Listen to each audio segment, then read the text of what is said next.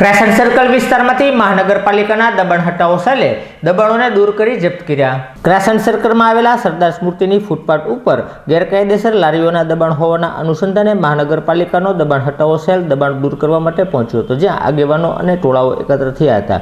જેના ટોળાઓ વચ્ચે પણ મહાનગરપાલિકાના દબાણ હટાવો સેલે દબાણોને દૂર કરી જપ્ત કર્યા હતા।